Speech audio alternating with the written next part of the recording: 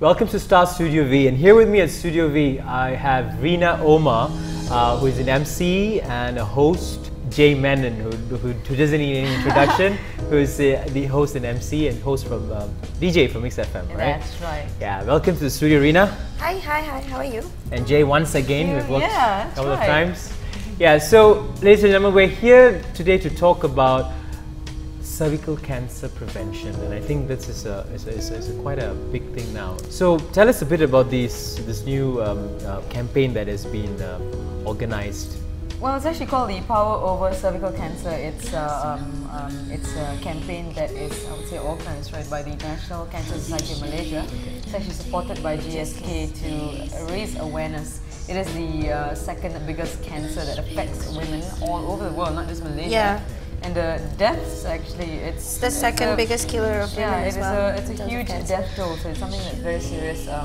Something that most women actually don't put a lot of thought into until you have it or you hear someone who has it, and then you think, oh wow, should I do something about it? So that's what we're here for. We're supposed to go out and try and educate women. What is the percentage of women in Malaysia now? I mean, is it ratio in between races? Well, Malay, Chinese, Indian. No, it does not discriminate.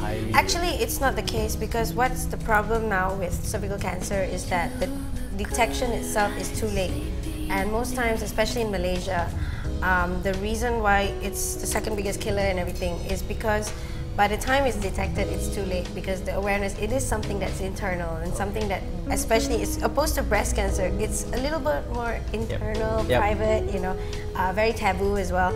So that's the problem. So that's why this campaign was launched, so people would actually go out, women would go out and get detected earlier and take steps, because yes, surprise, surprise, there's a vaccine as well. I mean, it's not 100%, but it would help in the long run, especially. I mean, being in this, what has it been launched a month already? It's been about a month. Yeah. It's actually been longer than a month. Yeah, Okay, so I think we launched the Pink Mobile. Yeah, the Pink Mobile is what's Pink Mobile? Pink Mobile is a truck that's pink, bright pink, that actually goes around spreading awareness about the cervical cancer, and also this is something that's what we actually distribute when we go around, and this is a risk test. Basically, this is a little joke we make. Basically, if you're breathing, you're at risk, because the risks itself, you could be anything. You could be smoking or not. You could be sexually active or not. You could be doing all sorts of things or not. It could run in your family or not, and still you could be at risk. It doesn't discriminate. It doesn't tell difference. But even guys could take this to find out how much they know about cervical cancer. And every risk test that's filled up, RM1 will actually go to the National Cancer Society Malaysia. So if you catch the Pink Mobile wherever you're at, so just do this and find out for yourself how much you actually know about cervical cancer. But if you want to know, you can go to the website as well. Also, www.cancer.org.my. And what are the series of activities that are taking place? I mean, of course, you have this whole campaign going on. So something that, is there anything that the public should know where, they can go, can they go anywhere where they see the pink truck? Or Yes. Yep. I'm actually going to be at the Cheras Leisure Mall one. That's on Sunday, what's the date for that one? The 15th. Is it the 15th of December? When I'm thinking? Or 13th of December, sorry. This Sunday. So that's going to be the last pit stop for the Pink Mobile. I think the day before that is... Oh no, I forgot. Kelana Jaya. Yes, at the old Giant.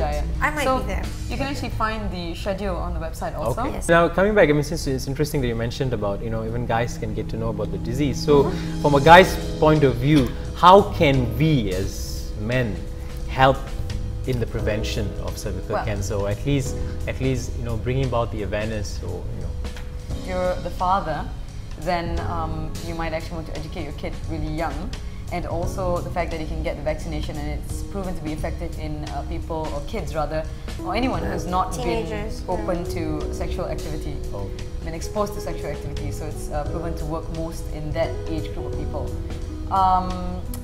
If you are a husband, then you might want to remind your wife that every year you need to do this, and for every time that she goes. And I think it's three clear results, and you're also encouraged to take the vaccination. Yes.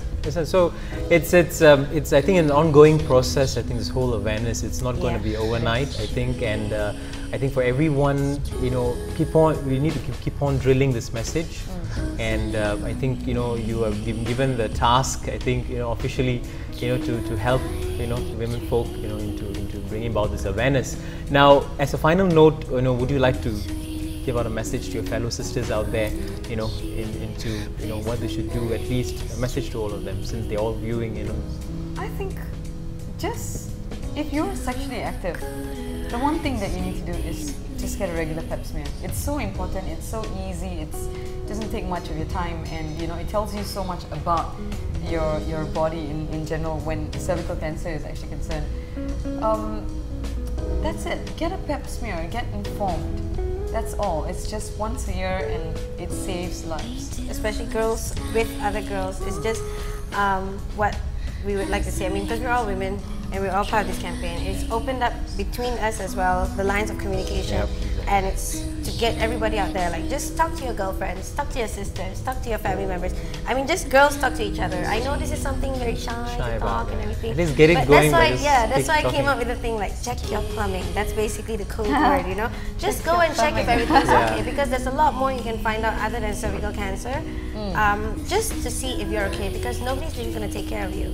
You need to take care of yourself, and maybe another girl might help you get the strength to do it. So go out there and do it. Well said, girls. Well said.